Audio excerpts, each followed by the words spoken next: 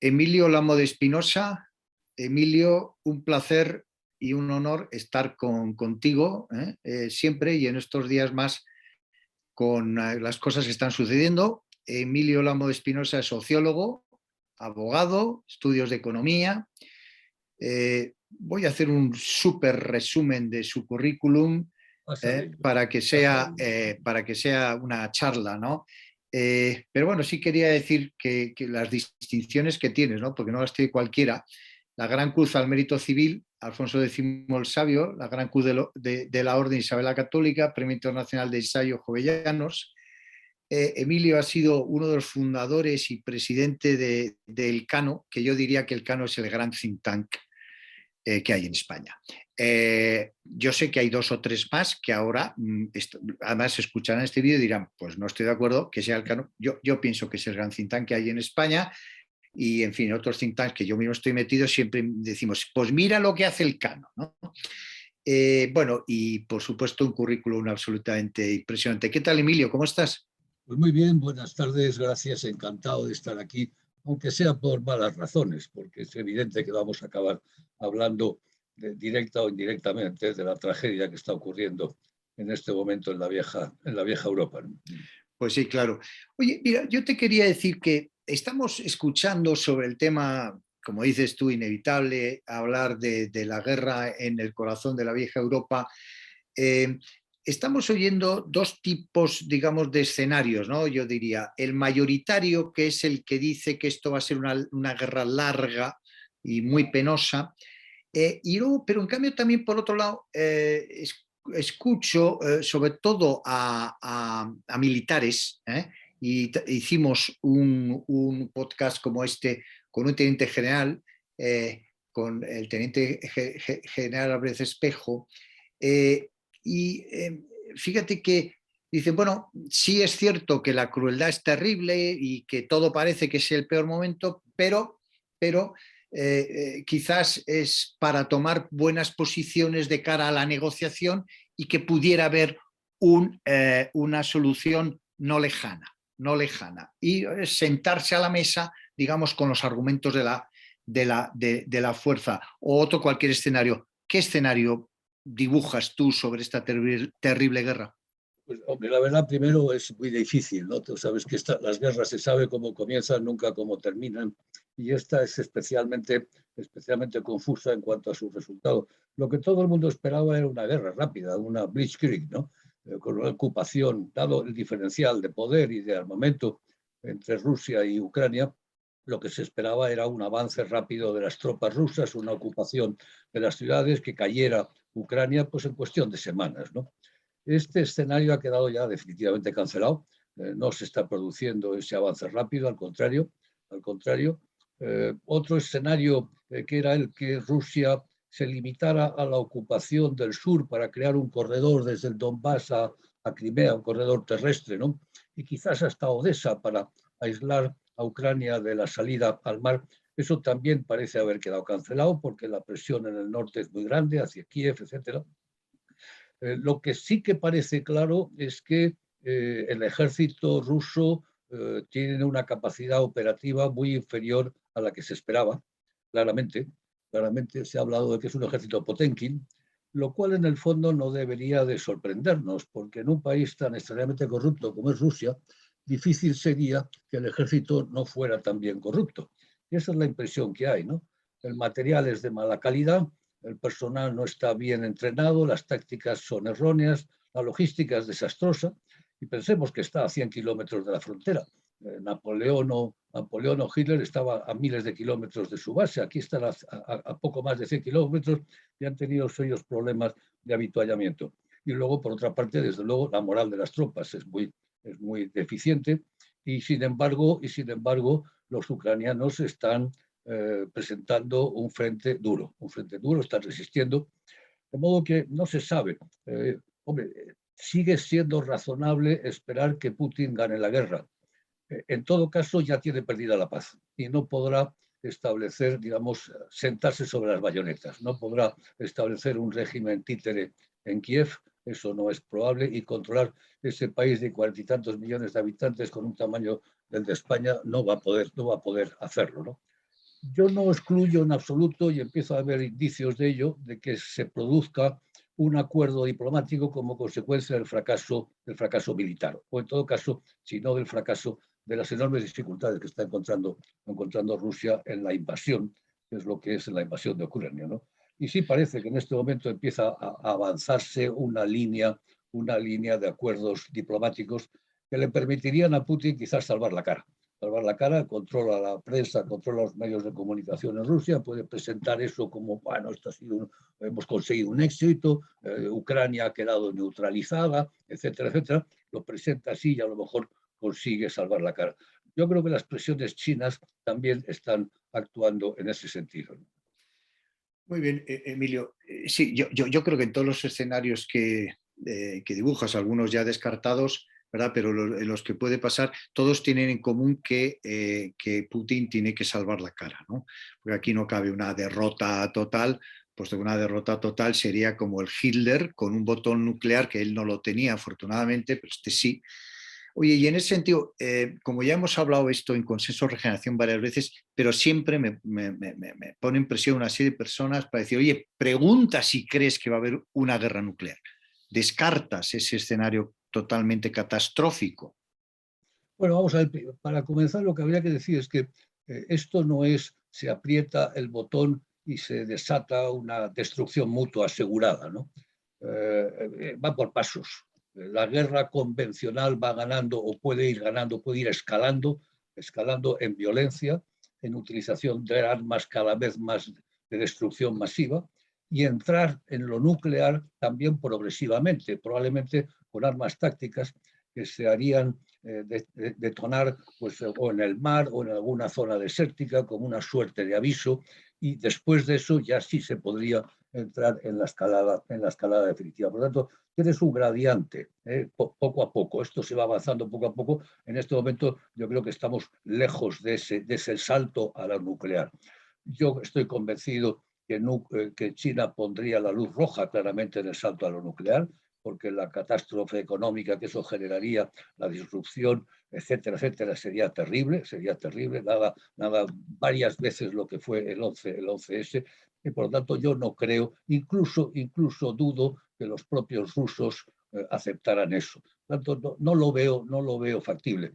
Siempre puede ocurrir, puede haber un error, un hombre se puede volver loco, a lo mejor Putin está loco, como dicen algunos, no lo parece, no lo ha estado hasta el momento.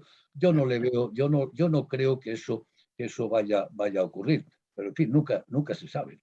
Oye, Emilio, te veo con una cierta, digamos, seguridad o a que China va a terminar jugando un papel importante en este conflicto que hasta ahora no lo ha hecho.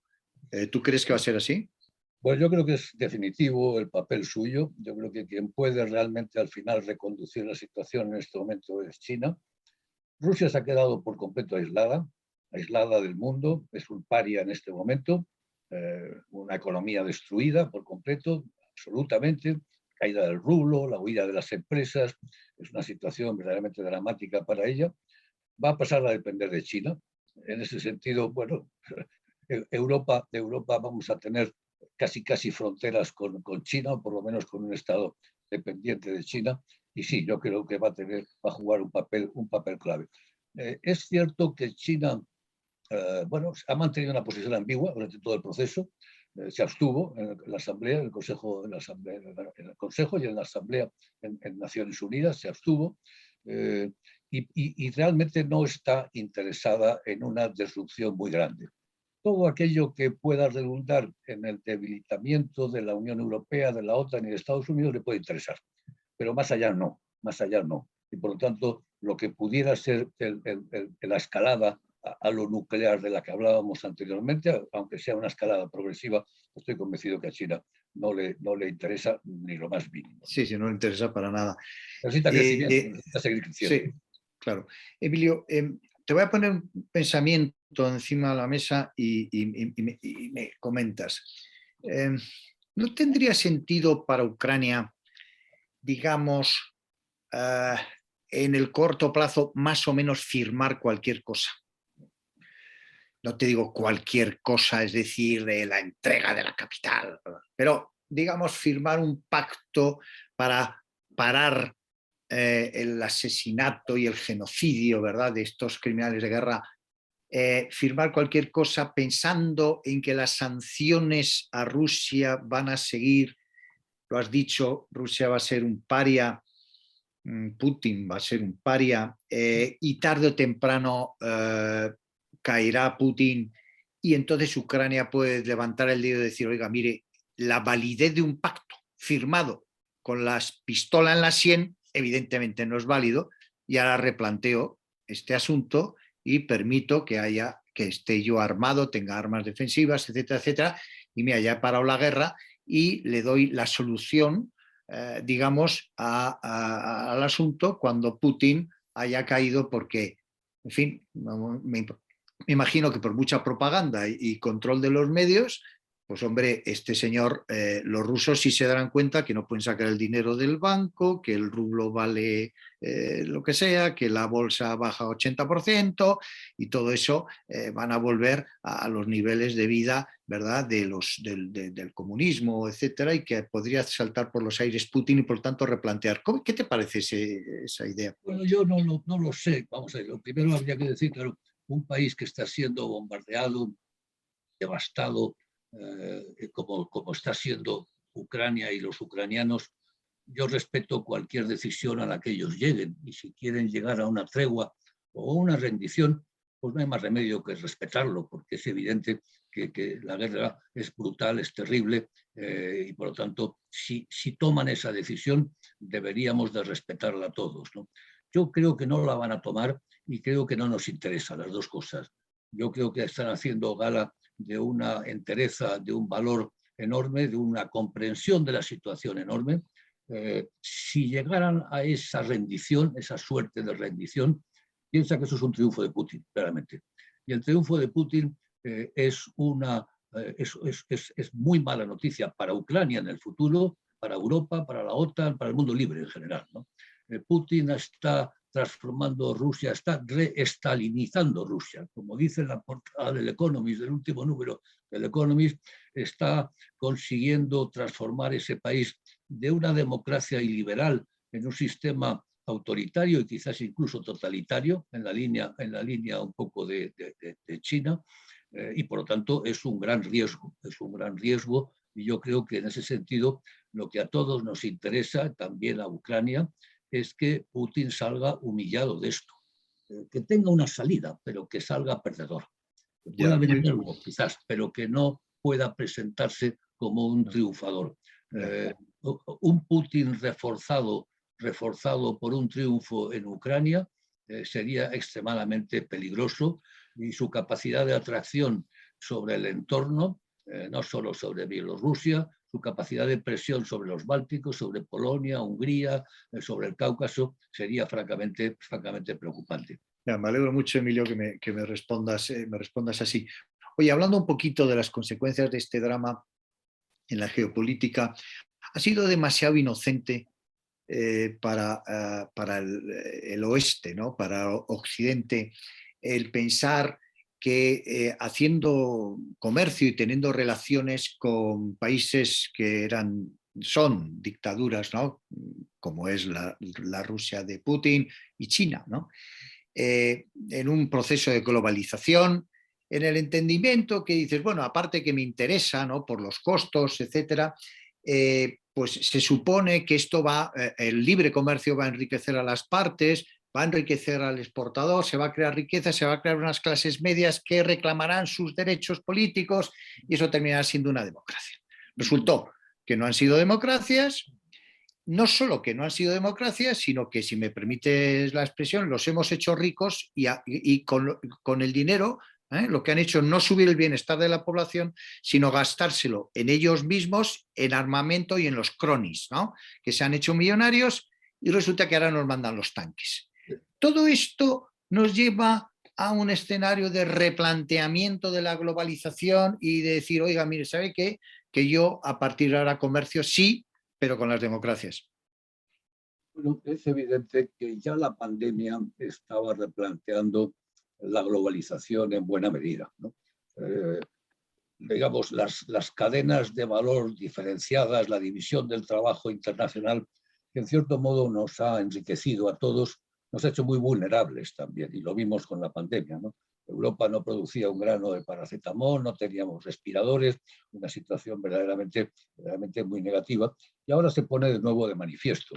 Hemos pasado a depender del gas y del petróleo de Rusia, buena parte de Europa, y nos chantajeó ya en varias ocasiones. Aceptamos ese chantaje, aceptamos el Nord Stream 2. Bueno, ya lo que veremos es que eso no es así, no funciona así. Tenemos que resetear y, por lo tanto, tenemos que repensar cuáles son las industrias estratégicas, aquellas en las que no podemos depender de otros países, en relación con las cuales, bueno, tenemos que ser autosuficientes, las democracias, el mundo libre, en definitiva, replanteárnoslo, ¿no?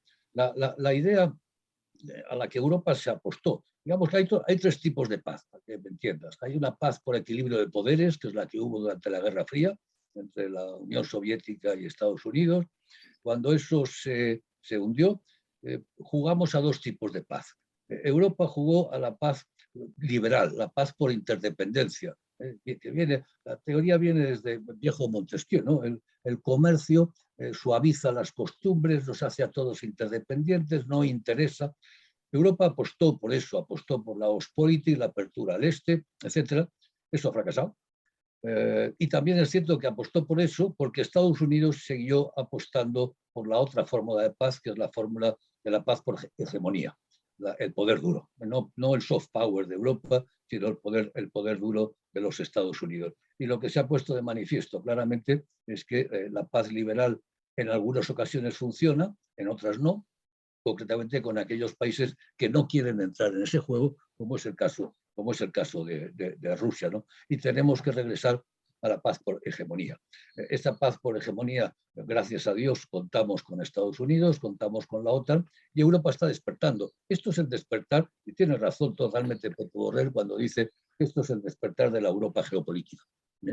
Europa empieza a hablar el lenguaje del poder. Es cierto, ya va siendo hora, ¿no? De que se diera cuenta. Llevamos ya bastantes décadas durante las cuales Europa ha sido incapaz por completo de estabilizar ninguna de sus dos fronteras, ni la frontera del este, desde los Bálticos hasta el Cáucaso, ni tampoco la frontera del sur, del Mediterráneo, en la cual, por cierto, España está en la misma frontera. Ninguna de las dos fronteras ha sido capaz de estabilizarla, y eso ya va siendo hora de que se lo tome en serio la Unión Europea, ¿no? Y por fortuna lo está haciendo, y el cambio en Alemania es importantísimo. Y esto entonces, digamos que este drama, dicho de otra manera, podríamos o deberíamos entonces agradecer a Putin su aportación a Europa, ¿no? Su aportación a Europa en el sentido de que ha pasado de ser, digamos, un gigante económico, si sumas los PIB de los 27 y le metes al Reino Unido, a ser un gigante político, porque una cosa que a mí me ha gustado mucho es el protagonismo de Bruselas, el protagonismo de la presidenta de la Comisión y de Borrell, que son los que han impuesto las sanciones, ¿no? Mientras que los países, pues bueno, sí, Alemania tomó una postura importante, que hemos seguido todos en cuanto al 2%, etcétera, y Francia, bueno, pues ha tenido una línea directa hasta ahora fracasada de diálogo. Pero quien realmente ha liderado ha sido la Comisión. Eso por un lado. O sea, por tanto, señor Putin, gracias, porque usted nos ha convertido de gigante económico en gigante político. Las sanciones las ha secundado los Estados Unidos. Incluso una cosa que me ha llamado la atención y se habla muy poco, y para mí me pareció importantísimo, que fue que Suiza, que es donde tienen la pasta. Suiza y Singapur, los dos. Exacta, que es donde tiene el dinero. Los neutrales. Exactamente. Eso yo me imagino, yo no sé si porque les han retorcido el brazo, eso lo sabremos un día, o porque lo han querido hacer, pero en definitiva una postura ya europea política más Bueno, en la anterior presidencia de los Estados Unidos, la OTAN estaba, digamos, en entredicho de esto ya no sirve para nada, tal, y resulta que la OTAN se ha demostrado ser realmente el garante, ¿verdad?, de la democracia y la libertad en el oeste. Es decir, tenemos que agradecerle algo a Putin, ¿no? Bueno, hombre, en fin, no hay mal que por bien no venga. Eso es. Al final, la pena es que ese bien, que enumeraré ahora, porque creo que es muy importante, ese bien eh, se ha cobrado, por así decirlo, en vidas y en destrucción y en brutalidad. Esas lo, y que podíamos haberlo evitado, porque yo sostengo la tesis de que podríamos haber evitado esta guerra / invasión si hubiéramos sido capaces de articular una disuasión creíble antes de que se produjera la invasión. Pero efectivamente tienes razón, las consecuencias en cierto modo son exactamente lo contrario de lo que quería Putin. Putin quería ocupar Ucrania y absorberla y la ha perdido definitivamente. Puede ganar la guerra, pero ha perdido la paz definitivamente. No va a absorber a Ucrania de ningún modo. El odio de los ucranianos se va a mantener durante generaciones. Pretende hacer a Rusia grande y lo que ha hecho es debilitarla económicamente, debilitarla políticamente, debilitar enormemente su prestigio y su credibilidad. Pretendía expulsar a los Estados Unidos de Europa y lo que ha hecho ha sido justamente traer a Estados Unidos de nuevo a Europa, de donde querían zafarse hace ya tiempo para centrarse en el Indo-Pacífico, que es su verdadera preocupación. Pues bueno, esto vuelve a traer a los Estados Unidos a Europa. Pretende debilitar a la OTAN, pero lo que hace claramente es reforzarla. Incluso los que estaban fuera, en Suecia, etcétera, Finlandia, están pensando en incorporarse. Pretendía debilitar y dividir a la Unión Europea. Ha hecho lo contrario, la ha unido, tienes toda la razón. La Comisión ha trabajado muy seriamente, ya lo hizo durante la pandemia, ya lo hizo Es verdad, es pandemia, verdad. ya lo hizo y por segunda vez lo ha hecho, ¿no? De modo que empieza a aflorar una Europa federal y no una Europa interestatal. Esto es muy importante, ¿no? Y todo el tema de la defensa y la seguridad la está acentuando. De modo que efectivamente a Putin le ha salido el tiro por la culata y está consiguiendo exactamente lo contrario. Es más, si no tiene mucho cuidado, puede acabar generando un entendimiento entre China y Occidente, que puede ser el germen de la única paz que hay visible en este momento, que es una nueva paz por equilibrio, esta vez entre Estados Unidos y China. Es la única que yo veo posible en las próximas décadas. Un entendimiento entre Occidente y China, Occidente liderado por Estados Unidos, que no nos olvidemos, hay 1.400 millones de chinos, no van a desaparecer y tenemos que hacerles sitio en el mundo, ¿no? Bueno, pues si se descuida Putin, puede acabar contribuyendo a que haya una línea de entendimiento entre Estados Unidos y China a cuento de la situación en Ucrania. No está sobre la mesa, pero no lo excluyo. Sí, pero fíjate que lo que sí me da la impresión que sí estás excluyendo cosas que estamos leyendo y que yo suscribo no porque creo que se debe hacer, sino porque me encantaría que se hiciera, ¿no? Que es, claro, a China la globalización, en efecto, lo has dicho antes, ha beneficiado al mundo, ¿no? Ha beneficiado al mundo, pero sobre todo a quien ha beneficiado es a China, evidentemente, ¿no? Entonces, oye, pues ha estado más de 30 años creciendo doble dígito, pero no ha llegado democracia, no ha llegado nada, y luego aparece esta situación y incluso, ¿verdad? Se dice que sabían de la invasión, que incluso le pidieron, oye, retrásalo por los Juegos de Invierno, tal, lo retrasa. Entonces tú me da la impresión que sí descartas el que Occidente, la idea de Occidente que me encanta y que está presente, ¿verdad? Como casi como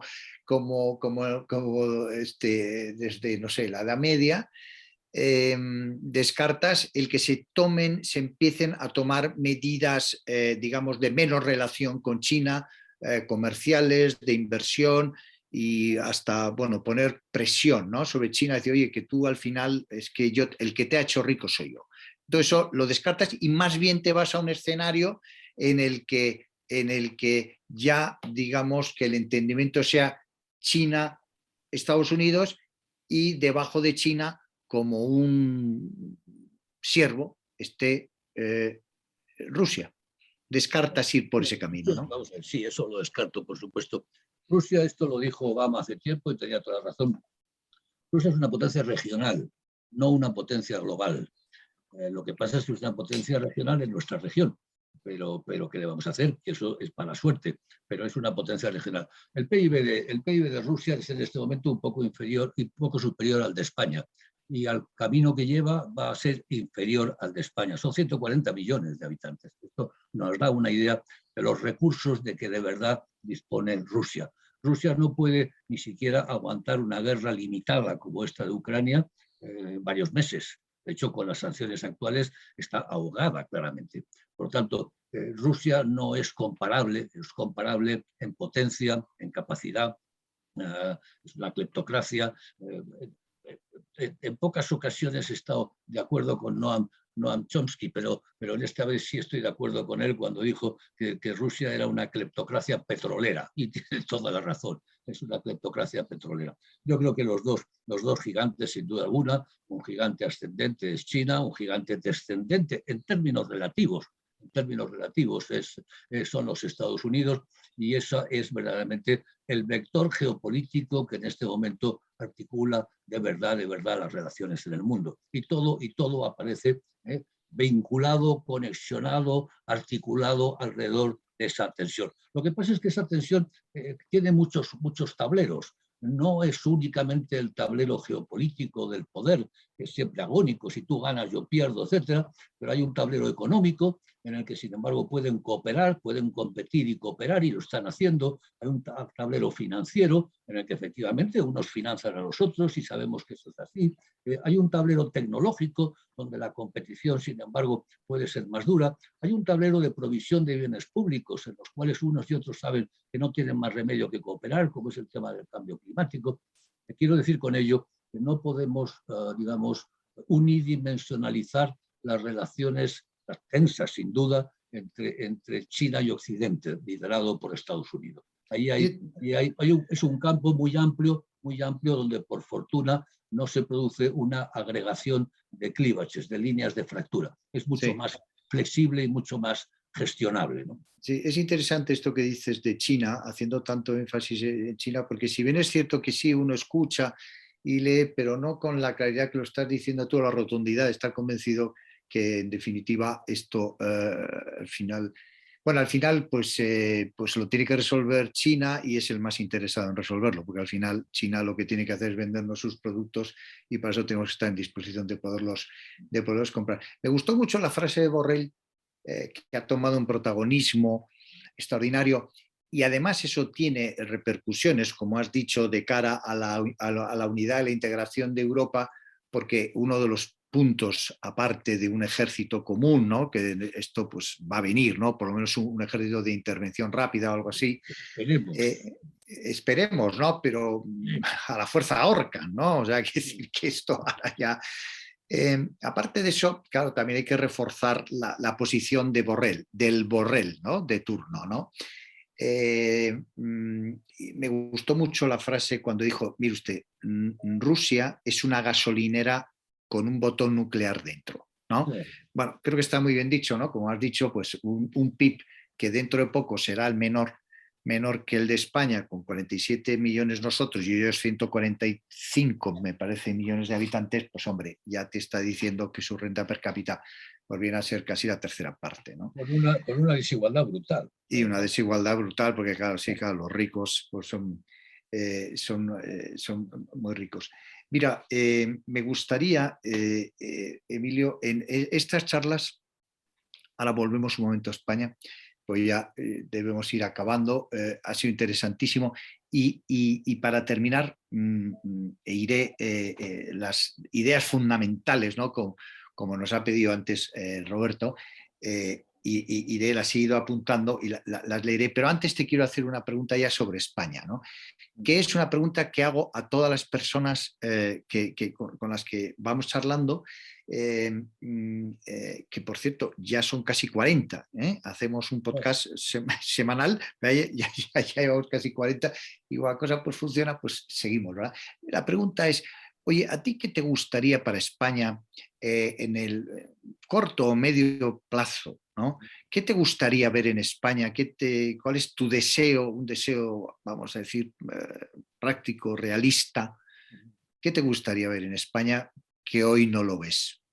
Bueno, yo, en términos muy generales, yo diría recobrar dos perspectivas vitales que fueron muy potentes durante la transición y que luego se han desdibujado claramente. Una es que España tiene que mirar hacia adelante y no hacia atrás, hacia el futuro. Resolver los problemas de nuestros hijos y de nuestros nietos, y no las querellas de nuestros abuelos. Por lo tanto, tener un país una nación es un proyecto de vida en común, decían los clásicos. Un proyecto es una proyección, es algo que va hacia adelante. Yo creo que España tiene que mirar mucho más hacia adelante, creando proyectos comunes, proyectos que nos unifiquen. Y en segundo lugar, mirar hacia afuera y no tanto hacia adentro, dejar de estar ensimismados, preguntándonos cuántos somos, cuántas naciones, cuántas... No, miremos hacia afuera. El futuro de España en buena medida está en el mundo y está afuera. Lo estamos viendo últimamente, depende de la pandemia, depende del programa Next Generation, depende de la crisis en Ucrania, depende del Mediterráneo, de tantísimas otras cosas, ¿no? El futuro de España es un poco el mantra del Instituto Elcano, el futuro de España, que depende sin duda de los españoles, pero está en buena medida afuera. A mí me gustaría mirar más hacia afuera y mirar más hacia adelante, y menos ensimismamiento y menos, digamos, fascinación con la historia y la memoria histórica y el pasado, que es muy relevante y está ahí, pero no lo vamos a cambiar claramente. Esto sería, si pasamos al tema de la posición exterior de España, pues te podría contar muchas cosas también. Yo creo que España tuvo una posición relevante y tuvo prestigio y credibilidad durante los años del milagro español, la transición inmediatamente, los años 90. Eso se ha ido debilitando claramente. Hemos perdido posiciones en América Latina, las hemos perdido también en Europa, las hemos perdido en el Magreb, 3/4 de lo mismo, en parte porque todas esas regiones han adquirido más poder y el poder es siempre relativo, en parte también por errores nuestros, evidentes.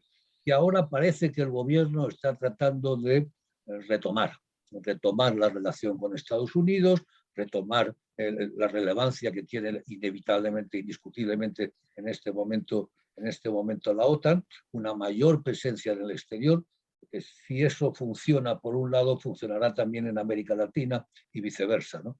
Pero tenemos todavía mucho camino por delante. ¿No? Hemos perdido muchas posiciones en lo que es, y mucho prestigio y mucha credibilidad, lo cual es inevitable, porque en el fondo, si pensamos en el gobierno actual, este es un gobierno dividido, en el que hemos tenido durante muchos meses, seguimos teniendo dos políticas exteriores.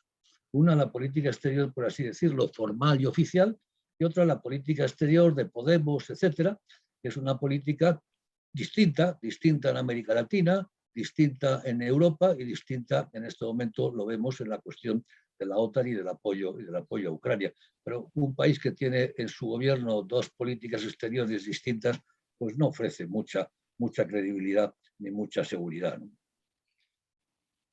Emilio, interesantísimo la respuesta a esta pregunta que hacemos siempre y que la responde de una manera súper brillante y que estoy seguro que esto lo vamos a mover por redes porque es muy interesante, ¿no? Realmente.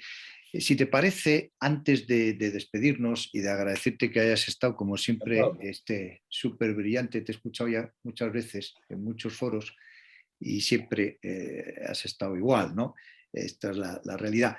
Quiero resumir en, vamos a decir, los titulares, ¿no? Los titulares que has ido diciendo, ¿no? Dice, Rusia no sé si ganará la guerra, pero seguro que ha perdido la paz, ha sido magnífico. Cuando te preguntas sobre la guerra nuclear, dices, en todo caso, por fases, ¿no? En algún lugar más aislado, como diciendo, aviso, ¿no? Rusia, un paria, y China, el gran protagonista. Has hablado, muy importante en toda tu intervención, hacer énfasis en el papel de China, que eso, digamos, es tranquilizador, porque China tiene que resolver. En cuanto a la paz, ha dicho, hay tres escenarios posibles. El de la Guerra Fría, bueno, funcionó, pero ya pasó.